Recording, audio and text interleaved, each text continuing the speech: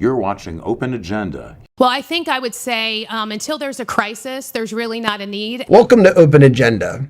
It is July 2025, and we are hearing word that the county executive is planning to shut down the landfill in phases, starting with Saturdays on August 1st. To talk about these issues, I brought in Dr. Joe Venosa from Salisbury, Mr. Mike Goldberg from Delmar. Thank you, gentlemen. Thank you. So the county council does have a county council meeting on July 1st, 6 o'clock meeting.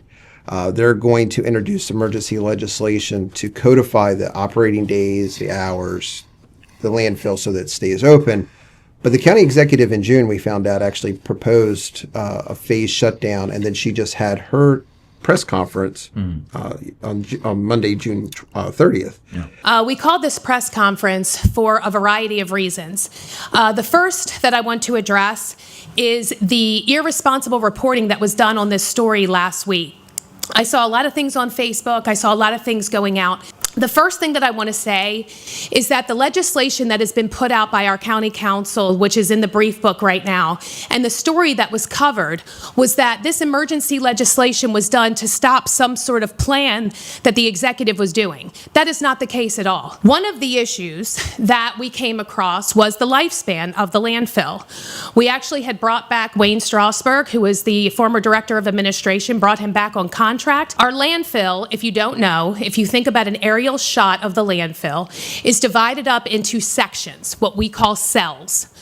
When I came into office, we were in the middle of building cell 10. We then were going to be building cell 8, and then we were going to be moving on to cell 7. And that would complete the entire footprint of what we have left of our current landfill. We also found out that we were a year behind design in cell 10. Cell 10 was open, and we're moving forward. We started the construction of cell 8. When we started the construction of cell 8, what we discovered was that there was trash as we started to dig. When we discovered that there was trash in cell 8, where do you think that trash had to go? Cell 10. So we're moving from one area to another, filling cell 10 a little bit quicker than what we thought. We've also seen an increase of trash influx coming into our landfill at an increased rate of 26%. The other thing that we wanted to touch on with the legislation is there's a lot of operational decisions that are being made within that legislation, which also violates our charter. So the executive branch, whether you like the executive branch or not, we are here to stay, and we handle the operational part of this county. The appropriations part comes from the legislative body. So, gentlemen, I want to ask you, Joe, what's your feelings on this, the way this information's come out? Well, I would use dumpster fire as sort of the... Seems appropriate. But it's a lot taller than a dumpster. Yeah. I mean, it really is ironic that these kinds of scandals involve a landfill. Look, we're in a bad spot. Nobody disputes that. I think we all agree that there is a consensus that the landfill has some real problems with storage with the cells and delay on the new cells opening. But here's my concern. Executive Giordano's been in office for 2.5 years and basically seemed fine for at least the majority of that. Now we're being told, no. It's sort of stage 4 cancer. We have to get ready for the very quick closure, and here's what we're going to do right away. Oh, and by the way, I'm not going to tell the council, I'm not going to really tell the haulers, I'm not going to tell the businesses about this plan to basically ration service, but not actually reduce the volume of... Well, just a little background for maybe someone who wasn't following this before. I mean, the last 2 years, the county executive has proposed large increases to tipping fees from $65 up to $78 to even $100. Budget is crafted at $100. The amendments being proposed will bring it down to the 84, 88 number. That still gives a minor profit to this division. Sometime in January 1st of 2026, we're going to see it go up around $88 or $90. Correct. However, at no point in time were we talking about closing the landfill. Right. And Mike, you attended her press conference yesterday on Monday, June 30th.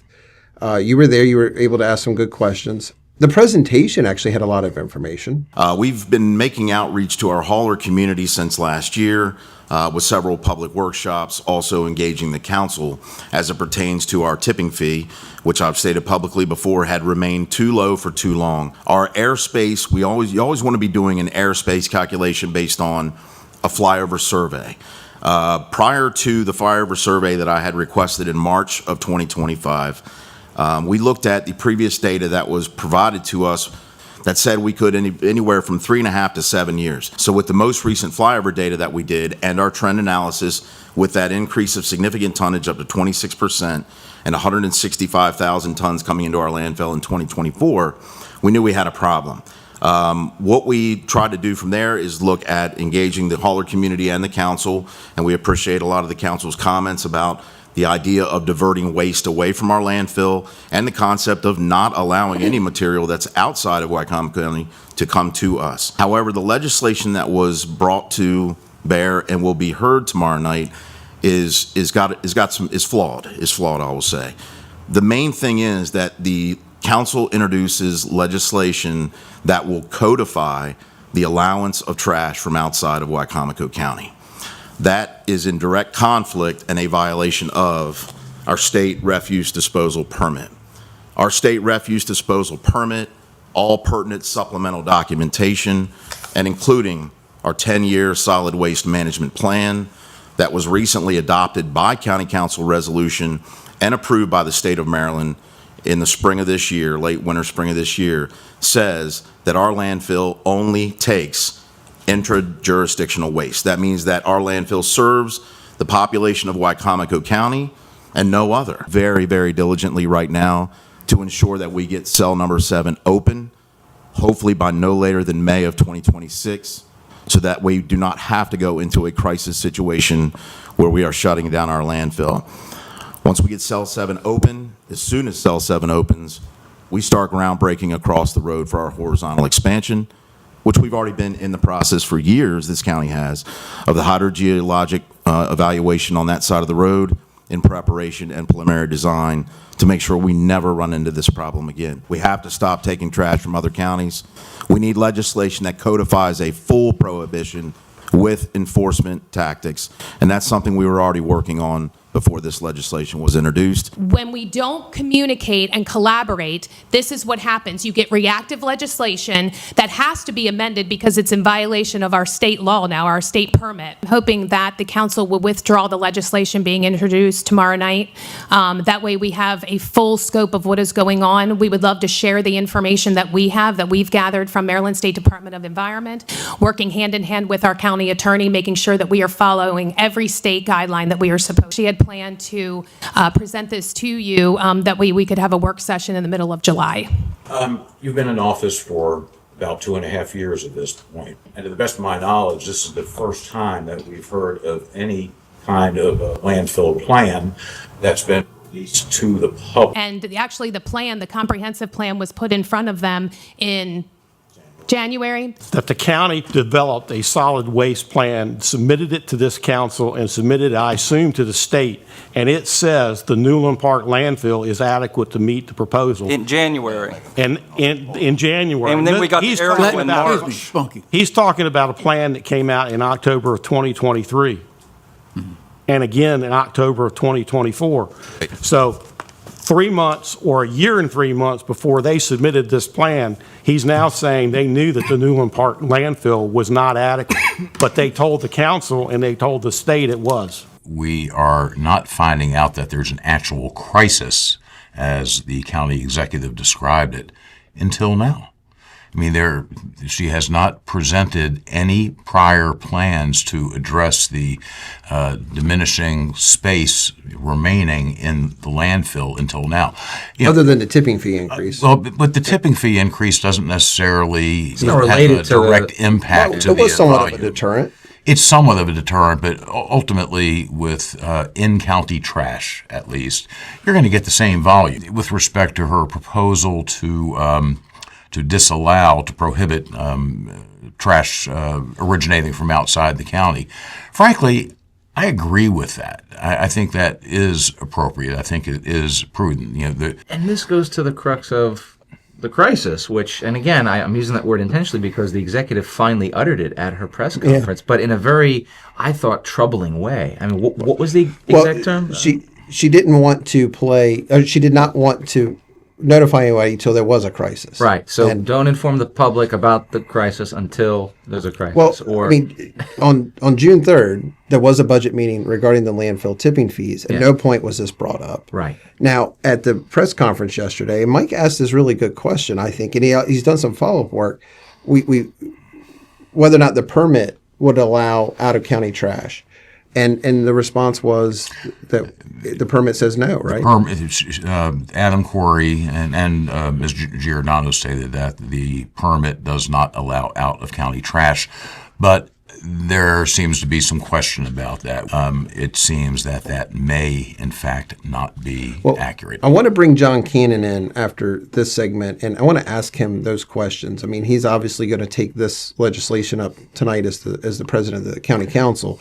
But these are questions we should be asking of all of our elected officials. Yeah. The fact that the county executive just a month ago didn't bring this up, then only to have it on the last day of the month to be brought up as a reason to start this phase closure. Well, let's bring John Cannon in. Mike, will you stick around? Sure. We'll bring John in and we'll ask him some of these questions. And then I'd like to circle back with the three of us and just see, because we had some questions coming out of the press conferences. If we can't get them answered with John Cannon, but we'll leave them out there as questions to still be followed up on. Okay? Great. Outstanding. Thanks. So stay with us. When we come back, we're going to bring in President of the County Council, John Cannon, and we're going to find out his take on the landfill closure proposed by the county executive. So stay with us. We'll be right back. Welcome back to Open Agenda. I'm your host, Joe White.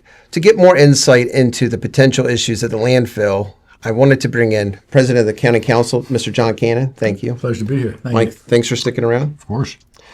So, obviously, you're going to consider emergency legislation this week to codify parts of the landfill, and I just really wanted to ask you, why did you? What's your response to the fact that the plan that the county executive had the phased closing without having met with the county council in work session about that specific item? Right. What part did that play into your emergency legislation? Well, we'd had not long ago, prior to this announcement being made, we'd had a meeting with Public Works, and that discussion was primarily focused on the increasing the rates at the landfill. So the conversation sort of went back and forth as to whether there was the purpose was for funding for the landfill or whether it was to create sort of a deterrent. So we really weren't sure how that was proceeding, but the council at that time chose not to implement an increase in July. As of July 1st of this year, we decided to wait until January 26th. That we thought that would be more advantageous for the haulers as well, instead of hitting them all at once with several fees, because we've had about 3 increases in the last 4 years. Yes. So anyway, so that was where most of this started, and then it came to our attention about, I guess, maybe a week afterwards, that there was a meeting that the executive branch held with the commercial haulers. Okay. And at that meeting, what was a real surprise to me, I found out about it through a text message with a screenshot. Okay. And I'm on the county council, right? I should be aware of some of these things.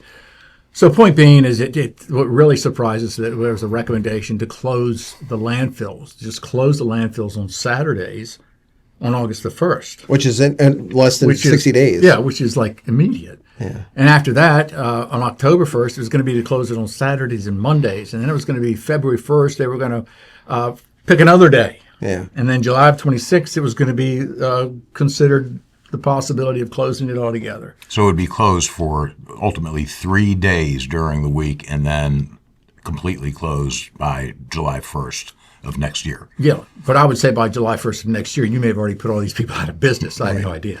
So the point being is that we found it was very surprising, and we felt, in all honesty, we thought that we needed to take some type of action on behalf of the public in general, and secondarily on behalf of the commercial haulers. This could really threaten their livelihood, and we felt it was very impractical as to how this was being approached. So you have a circumstance where you close the land, and I get it. We're running out of room. I understand, but when those type of things happen, I think you have to get together and you have to collaborate and you have to evaluate what your issues are, what your solutions might be. And you also, I've always said, you have to engage the industries on which you're passing some type of legislation. Did you have flashbacks to the recycling center's close? I know. I mean, was that... and that is the issue, really. I think that where we actually find ourselves getting into such conflict in Wycomico County, which is so terribly unfortunate, is such as that, Joe, where unilateral decisions are being made, and we're seeing forget the fact of whether or not the council was informed on that. I'm more concerned about whether the public was informed on that and being given fair input as to whether or not they wanted to move forward as such, right? Yeah, because there's a hurt there, whether it's an industry like the trash haulers or just individuals in the community trying to get the recycling to the most convenient center next to their house. Sure. So do you feel like this emergency legislation, obviously you all as the council has to still go through and discuss it in open session and vote on it, but as it's being introduced, does it have the opportunity to at least get that input that you're looking for from the industry and the citizens to plan or at least protect them in the short term? Well, several council members have had a lot of discussions with the industry as a whole to try to evaluate what they feel may or may not be in their best interest. And we recognize we also have to look out in the best interest of the public as well, and we've had those discussions. But when you're dealing with emergency legislation, we found this would be necessary part of the process. Whereas normally we would maybe have another work session such as we just had a couple of weeks ago with Public Works and, try to feel them out for what the heck was going on. But due to the fact that August 1st is the first date, and we're really concerned about that to a great extent, we thought it was necessary to initiate emergency legislation right away, which means the emergency legislation has to come first, which is what we're going to do on Tuesday. Yeah. But the county executive in her press conference on Monday, right, June 30th, stated that she was planning on having a work session with you in the middle of July. Let's just say that was going to happen. Is that enough time to have a work session with the county executive when she has already put out there that the phase closure is going to start on August 1st? Well, it's a good point. And there are a lot of mixed messages coming out right now as far as whether the executive and the council are all on board with one thing or another thing, and then we'll hear that statement being made, and then we'll hear statements that are contradictory to that, probably within 24 hours. So as far as that's concerned, Joe, the intent may have been that the executive says, well, their intent was to meet in July, but when you put out a mandate, as was done probably I guess it's been about 3-4 weeks now, the council has to react. Yeah, unfortunately. And so because the train's already left the station. Yeah. And so we have to take our measures then in place, because keep in mind that even though we pass legislation, it takes time to enact. And even the way that we're doing it, we will have an introduction, then we will have a work session. So there will be the opportunity for a work session with the executive branch, with Public Works, and for public input as well. So that's what's so important. That's what's been left out completely. Yeah. And also input from the contractors. Following that, we'll have another meeting where we'll vote on it. Okay. And then, of course, you have to go through the time period for a veto.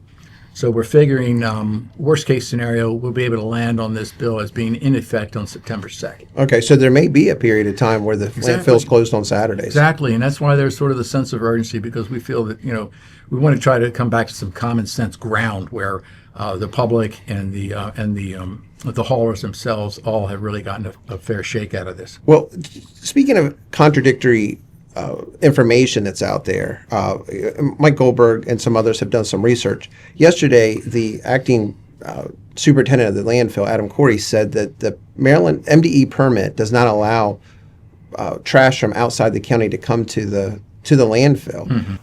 Our state refuse disposal permit, all pertinent supplemental documentation, and including our 10-year solid waste management plan that was recently adopted by County Council resolution and approved by the state of Maryland in the spring of this year, late winter, spring of this year, says that our landfill only takes intra-jurisdictional waste. That means that our landfill serves the population of Wycomico County and no other. It's black and white in Comar. Issued to the Wycomico County executive. That operational charge rests in this elected official's hands. We have found nothing in the permits that we can research that see that. Do you have an understanding of whether or not our permit is in violation if we're taking out of county trash?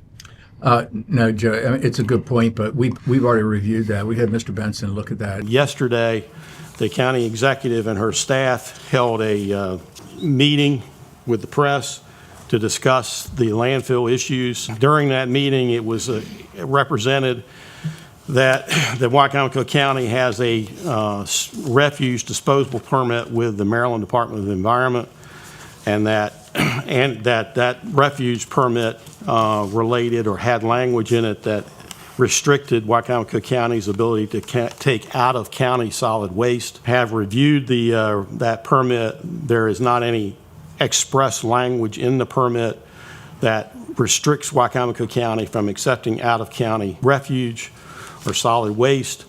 In addition to that, I spoke to the chief of the Solid Waste Operations, Lands and Material Administration of the Maryland Department of Environment and expressly asked him whether there was any language in the refuge permit that restricted Wycomico County from accepting out of county solid waste.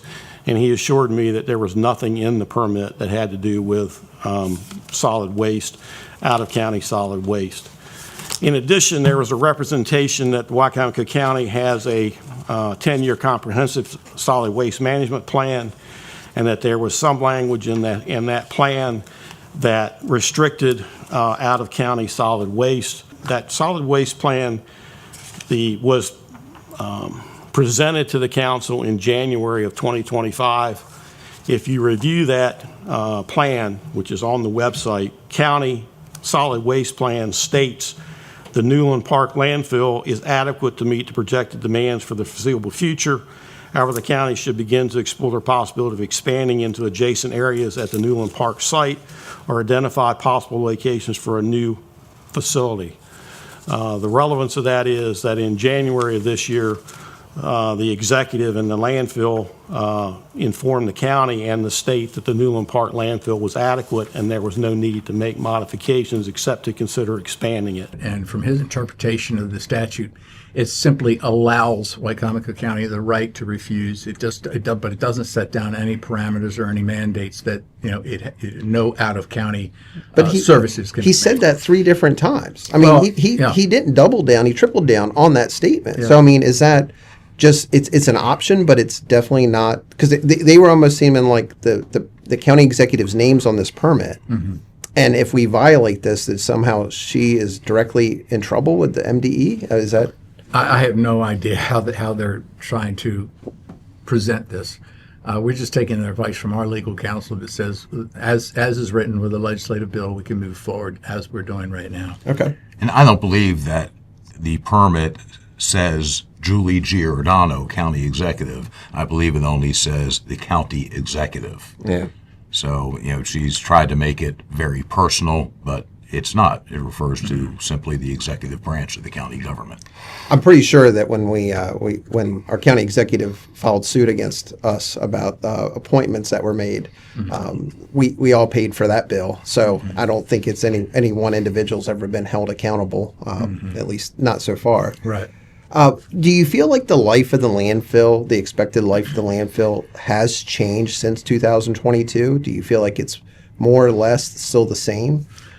I think there are serious concerns about what's happening to the landfill. I think I can only presume that in the past few years that there's been a miscalculation as to how quickly the landfill itself, the current cell, has filled up, and the additional cells. Part of what I've sent a request out to the executive branch is that this meeting that's coming up, that part of what we'd like to discuss is having an actual overhead of the entire area and letting the council know. So we have new council members. We have some of that council members that probably don't even know where each of the cells are located. But a geographical overlay of where all the cells are and what the status of, which cell is currently being used, How far are we moving forward with the next cell and the cell after that? The permitting timelines, the length of service, the length of use we'll get out of that. So I think it's going to be a good exchange to try to enlighten the council of exactly where we are in the play, because we always assumed that we had several years left, 15 years left. Well, in 2018, it was put out there that the remaining useful life of the landfill was 22 years, I believe. And I think that's right. through Yeah. 2040. Here it is just a few years later, 7 years later, and suddenly the executive department is claiming there's only 4 to 7 years. Sure. That variance is so wide. Was there reason, are you aware of any reason to believe that the prior studies that were done in 2018 or before were that far off? I mean, it's just such a wide gap between the two estimates that it leaves me suspicious. And that's true, Michael. I mean, and we don't really know. I think sometimes, when you're dealing with an executive and you're dealing with a legislative form of government, the legislative branch, of course, isn't always that hands-on, and so we sort of have to try to pay more, put more of our focus on the legislative matters, as opposed to micromanaging the landfill and trying to find out, how much time is left. It's like if you don't know to ask. So we just assume, based on probably, and with what you say on the 2018, I was under the impression that yes, it was going to last quite a while. And over the last year and a half, I haven't seen where any huge alarm bells have gone off, saying that number wasn't sufficient, wasn't adequate. The last time I checked, over the last year, we've had several Public Works meetings where they have given updates of what's going on with Public Works. The comprehensive plan was put in their hands. It's accessible online. You can go see it. So anytime that they, had questions about the landfill, they very easily could have reached out at that point in time. We requested a work session to deal with this specific issue. This specific issue, we were at a point where we felt most comfortable after meeting with MDE, after meeting with our attorney, and this takes a little bit. This takes a little bit of time to put something together to really figure out the best course of action. So actually, the request was supposed to go in because we were going to be meeting in the middle of July for a work session. Someone came out of nowhere is what I'm trying to say here. Well, one of the pieces of information we got from the county executive's press conference on June 30th from Adam Corey was that when they were preparing Cell 8, they were finding some trash that maybe was there that wasn't supposed to be there, and they were having to remove that and put that into Cell 10, which is the one they're using now, which was filling it up faster. But that was the very first time I've ever heard that, and I attend or watch almost every county council meeting. First time I've heard of it. And if it's the first you've heard of it, then how would you know to anticipate that? This is obviously something that they've seen before and kept it to themselves. Well, and I really, I can't say, Joe, I really can't say. I mean, we're looking at the same sort of circumstances with the dredging, where it's now going to cost us $7.2 million to remove the spoils from Sharps Point that we just put down there maybe 7 years ago. $7.2 million to remove those spoils so that we can put more in. So it's an awful huge price tag, for playing in the sand trap, so to say. And I'm just curious as to how that process even came about, whereas mitigation of other properties hadn't been considered quite some time ago. When I attended the meetings back in April, and they needed the initial 2.3 million just to remove the first 100,000 cubic yards from Sharps Point. They literally needed an answer the next day. Right. That is akin to emergency legislation. And then when you hear just from her press conference on the 30th saying that it was irresponsible the way you all are acting, where things have to be done so quickly, then I agree with you. We spent another 7.2 million in this fiscal year, the one we just started today, actually, to remove the other 300,000 cubic yards. It just seems so information's being held on to. And actually, a quote she said in her press conference yesterday is, "We didn't need to bring it to the public until it was a crisis." Well, I think I would say until there's a crisis, there's really not a need. How, from a conservative standpoint, how do we possibly plan and keep for from busting our revenue cap and raising taxes on people if we're going to wait till crisis mode. Well, that's the purpose of government, to avoid crisis. But and there's nothing worse, whether it's government or private sector, than crisis management. Your planning should be so that you avoid a crisis. I just find it very vexing, that the council isn't being informed of a crisis by her own description, a crisis, until she calls it a crisis, and then it puts the councils back up against the wall, putting y'all in a position where you have to take quick action. I think the problem here is, and I've talked about this before, is when you have very last minute issues, and just a couple of them just to bring up is the funding of Fruitland Primary, the negotiations with the Fraternal Order of Police, the COLA, some of the information that was held back from the actuarial data, the liquor bills just 6 months ago. To me, that was kind of a certifiable debacle in many ways. Some of that had to be rescinded later. The kennel legislation just didn't go very well. It's not good when you have to do things last minute, but I don't think you're having a choice. And the reason is this bait and switch stuff. Okay, so the county executive just 5 weeks ago admitted on another show that she did a bait and switch over the revenue cap. Now, this revenue cap was put in by people who signed a petition to put it on a referendum, passed it. It is really not a political football. Anybody who thinks they're a conservative and wants to get rid of the revenue cap, I question you. I do openly. But when you look at things like Sharps Point, Fruitland Primary, these are items that came to you all last minute and needed to be approved the next day. The first funding for Sharps Point, you needed an answer that day for the next day for $2.3 million. But then we came back and needed another $7.5 million. And we couldn't even wait to November for the bond market. Again, a bait and switch. Things were moved out of capitalization into PAYGO just because. This is really terrible planning. This landfill, we do need a bigger picture drawn, but you need to protect the citizens of Wicomico County now, and you need to get this done. It appears what frustrates me more than anything is the fact that the council, in all honesty, we're doing our due diligence. And I said that before. I said that when there was a discussion on the capital improvement program in Barron Creek, where they wanted to put $1.75 million into the 2027 CIP. I'm like, well, what is that? It's a placeholder. But where's the description as to what exactly are the county taxpayers' funds supposed to be? How are they supposed to be represented in that 1.75 million? It's almost arbitrary, and we have just some reservations towards acting just in an arbitrary fashion. We like to see the issues, the facts, and the figures, especially when you're talking millions of dollars, and when you're talking about millions of taxpayers' dollars, and it's legitimate. I mean, it's a concern. 1.75 at Barron Creek, and then 2.75 over at the Health Department building, with not much description. Yeah, there was no description. And then Sharps Point. I mean, these are numbers that add up so quickly. It's mind blowing, and I appreciate. Look, the county council is not going to make the right decision all the time. Neither is the county executive. Right. But you would really love to be able to make your decision based off the most amount of information, all cards on the table at one time. So yeah. John, in the proposed legislation, emergency legislation from the council, it provides for a 20% surcharge for trash that's brought in from out of county. Correct. Do you feel that this is a sufficient disincentive for the commercial trash haulers to bring in out of county trash? Yeah, it's a great question, Michael. And no, I don't. I really personally, I don't. I can't say how it may play out, where we could at least start.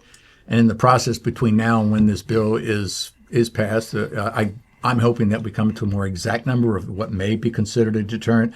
I don't think 20% is really a deterrent. I mean, if you look at 20% on what we have right now, it's about a $16.80 increase. Right, and it really only brings it up to parity with surrounding counties, what they would charge for their in-county trash.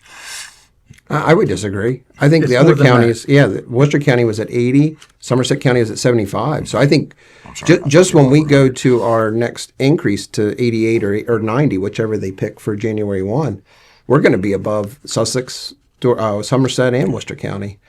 But to answer your question, we're not really sure of whether that does create a deterrent or not.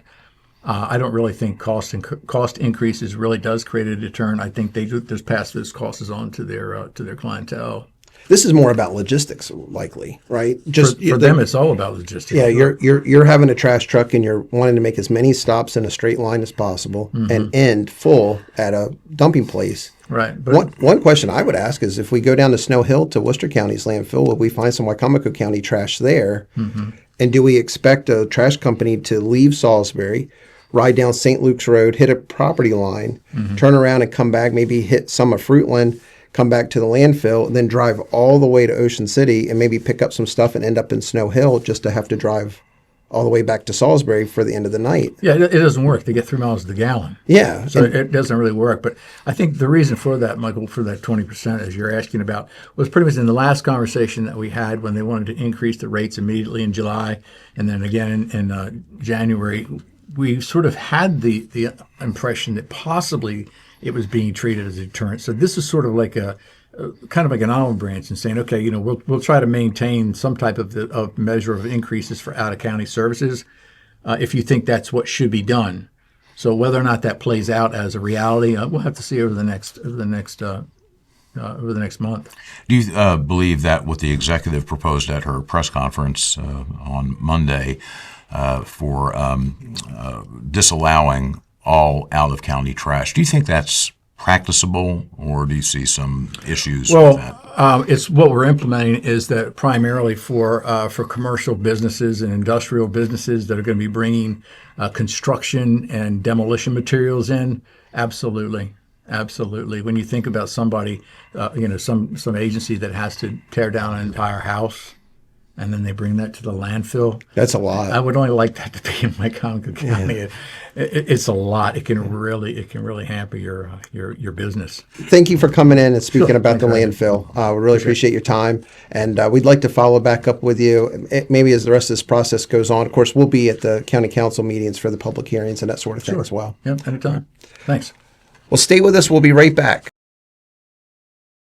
Welcome back to Open Agenda.